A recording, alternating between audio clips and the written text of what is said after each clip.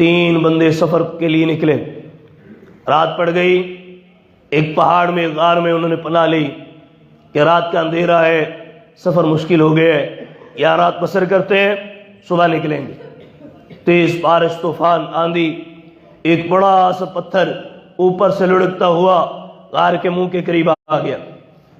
Oxygen, ہوا، روشنی سب ختم۔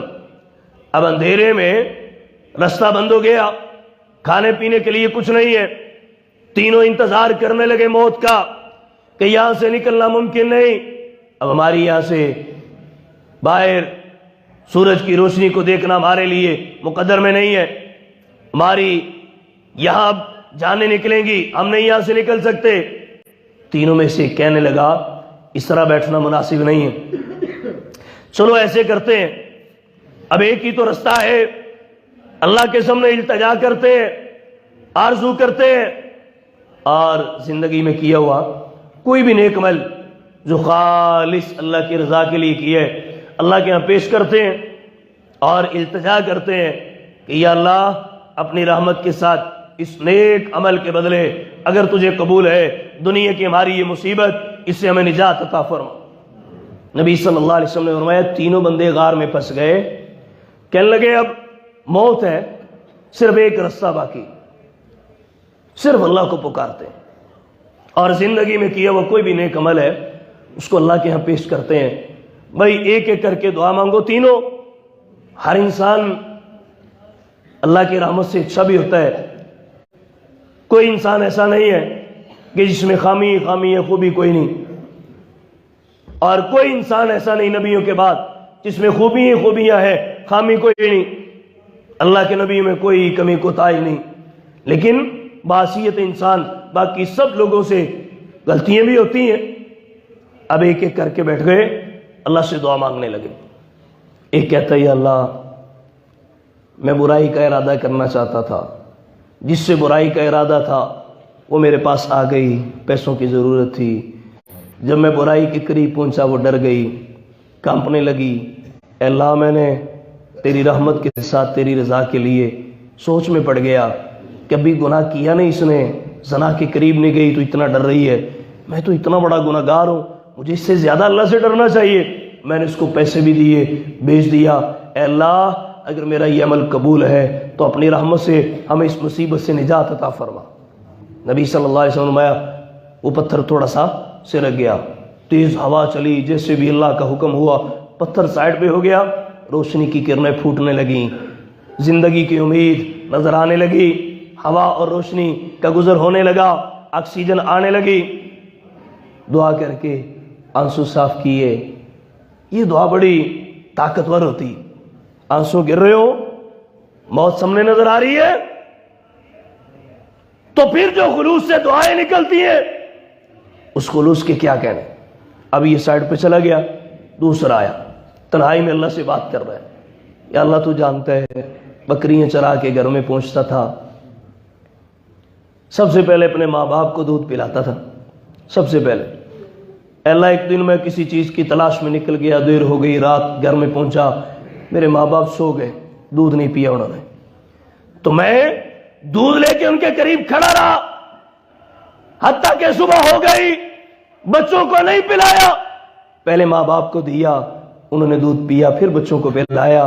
یا اللہ والدین کی عزت، احترام، ادب کرنا اگر یہ عمل تجھے منظور ہے تو ہمیں اس مصیبت سے نجات عطا فرما۔ آنسو گر رہے، والدین کی خدمت کا بہترین عمل اللہ کے ہاں پیش کیا۔ کیا ہمارے پاس بھی یہ عمل ہے؟ قیامت کے دن اللہ کی رحمت سے نجات ملے گی انشاءاللہ۔ والدین کی عزت، ادب اور احترام والا عمل ہمارے نامہ اعمال میں، نیکیوں کے پلڑے میں بہت زیادہ ہونا چاہیے۔ روزانہ کی بنیاد پر فلا تقل لهما اف ولا تنهرهما وقل لهما قولا کریما، اف بھی نہیں کرنا، والدین کو احترام کرنا ہے، عزت کرنی ہے، ادب کرنا ہے۔ قرآن کی ایک آیت میں زندگی میں پہلی دفعہ اللہ جانتا ہے جب میں نے سنی آیت کا ایک حصہ تو جیسے سن کے قدموں کے نیچے سے زمین نکل گئی۔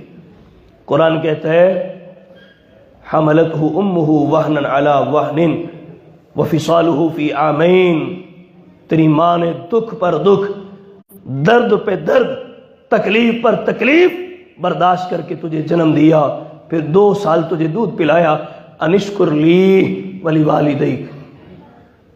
اللہ کہتے ہیں میرا بھی شکر ادا کر، والدین کا بھی شکر ادا کر۔ قرآن مجید میں نبی صلی اللہ علیہ وسلم کی احادیث میں بہت سارے مقامات ہیں جہاں پہ اللہ نے اپنی عبادت کے فوراً بعد والدین کی عزت، ان کا ادب، ان کا احترام کرنے کا اللہ نے حکم دیا۔ وَقَضَىٰ رَبُّكَ أَلَّا تَعْبُدُوا إِلَّا إِيَّاهُ وَبِالْوَالِدَيْنِ إِحْسَانًا۔ تمہارے رب نے فیصلہ کیا ہے، تمہارے رب کا یہ آرڈر ہے، حکم ہے، عبادت صرف اللہ کی، اللہ کے سوا کسی کی عبادت نہیں۔ وَبِالْوَالِدَيْنِ إِحْسَانًا، اور والدین کے ساتھ اچھا سلوک کرنا ہے۔ نبی صلی اللہ علیہ وسلم نے فرمایا، یہ کہنے لگا اللہ تجھے اگر والدین کی خدمت والا یہ عمل میرا پسند ہے تو ہمیں نجات دے۔ پتھر تھوڑا سا اور سرک گیا، نکلنے کا رستہ ابھی بھی مکمل نہیں بنا، اللہ نے منظور کر لیا۔ اب تیسرا کھڑا ہوا، اس نے دعا کیا کی، کہنے لگا اللہ میرے پاس مزدور کام کے لیے آئے، میں نے کام مکمل کروا لیا، جانے لگے، سب کو مزدوری دے دی، ایک مزدور چلا گیا مزدوری لیے بغیر، پتہ نہیں کیا معاملہ، کیوں چلا گیا۔ کافی دنوں بعد،